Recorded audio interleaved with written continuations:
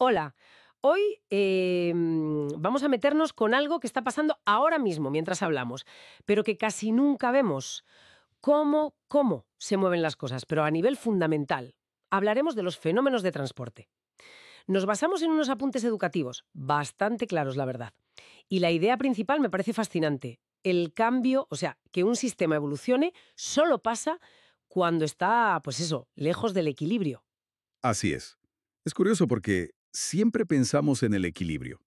Un vaso con hielo y agua a 0 grados, por ejemplo. Ahí pues no pasa nada apreciable. Todo quieto, uniforme. La termodinámica de toda la vida describe genial ese estado final. Claro. Pero la realidad está llena de desequilibrios. Un café caliente que se enfría, azúcar disolviéndose. Ahí la termodinámica clásica nos dice el final, pero no el cómo ni el cuánto tarda. Y ahí, justo ahí, entran los fenómenos de transporte. Nos dicen el tiempo, la velocidad del proceso. Entendido. Lo del café es un ejemplo perfecto, sí. Entonces, ¿qué es exactamente lo que se transporta en estos procesos? Los apuntes mencionan tres cosas clave. Fundamentalmente sí, son tres propiedades. Primero, la cantidad de movimiento, que vamos, es masa por velocidad, la base de cómo fluyen los líquidos y gases. Segundo, la energía, más concretamente, la energía en forma de calor. Y tercero, la materia, o sea, una sustancia química moviéndose dentro de otra, como oxígeno disolviéndose en agua, por ejemplo. Vale, cantidad de movimiento, calor y materia. Y para que se muevan, decías, necesitan un impulso, una fuerza impulsora. ¿Es así? Eso es, siempre tiene que haber un desequilibrio, una diferencia. Para la cantidad de movimiento, lo que impulsa el transporte son las diferencias de velocidad dentro del propio fluido. Imagina un río. El agua en el centro va más rápido que cerca de las orillas, ¿verdad? Claro. Esa diferencia crea como una fricción interna, un flujo de cantidad de movimiento desde donde va rápido hacia donde va lento. Técnicamente se usa el tensor de esfuerzos viscosos, pero la idea es esa. Entiendo, como un arrastre interno por la diferencia de velocidad y para el calor y la masa. ¿Qué los mueve? Bueno, para el calor es lo más intuitivo, yo creo, la diferencia de temperaturas. El calor siempre fluye de la zona más caliente a la más fría, buscando el equilibrio térmico. Sí, eso es fácil de ver. Y para la masa, o sea, para una sustancia concreta en una mezcla, la fuerza principal es la diferencia de concentración.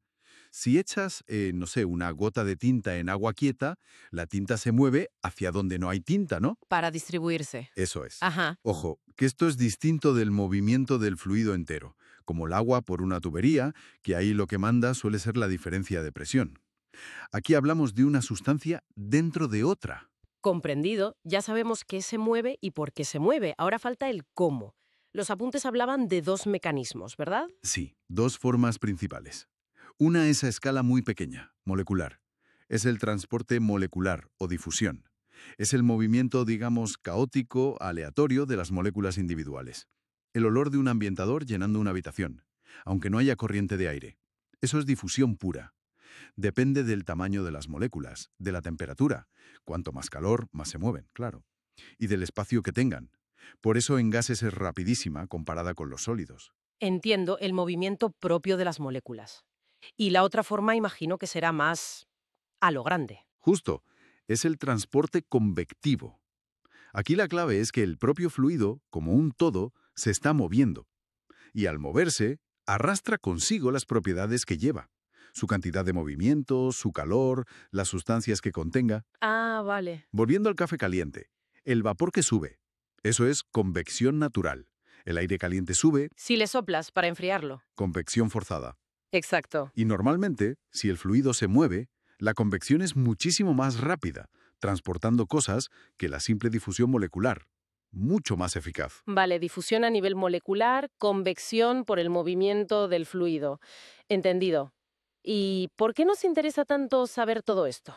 ¿Dónde se aplica en la práctica? Uf, pues es que es fundamental en muchísimas áreas.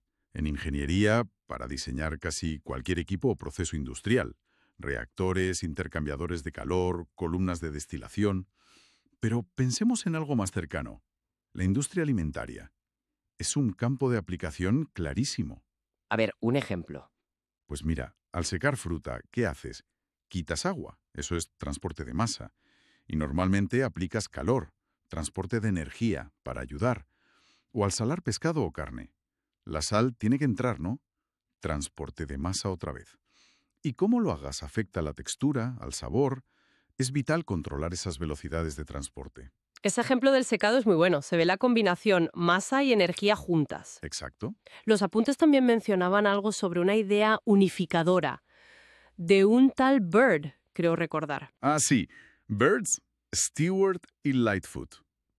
Su gran aportación fue precisamente demostrar que estos tres fenómenos, cantidad de movimiento, energía y masa, aunque parezcan distintos, en el fondo son muy, muy parecidos. Comparten los mismos mecanismos básicos, difusión y convección. Y lo más importante, se describen con ecuaciones matemáticas que tienen una estructura análoga, muy similar. Esto no es solo una curiosidad, es una herramienta brutal para entenderlos y resolver problemas. Qué interesante. Entonces, resumiendo mucho, los fenómenos de transporte explican cómo la cantidad de movimiento, el calor y la masa se mueven para eliminar desequilibrios, diferencias de velocidad, temperatura o concentración. Y lo hacen usando o bien el movimiento propio de las moléculas, la difusión, o bien siendo arrastrados por el fluido en movimiento, la convección. Has dado en el clavo. Esa es la esencia. Y claro, esto nos lleva a pensar, si estos tres transportes son tan parecidos, casi como hermanos en sus leyes y matemáticas, podría ser que entender muy bien uno de ellos, por ejemplo, cómo se mueve el calor, que quizá nos resulta más familiar, nos diera, bueno, como intuiciones o atajos para pillar mejor los otros dos. ¿Serviría eso para predecir cómo se va a difundir un nutriente en un alimento o cómo diseñar un filtro mejor? ¿Hasta dónde llega esa analogía en el mundo real, en la práctica? Es una pregunta interesante, ¿no?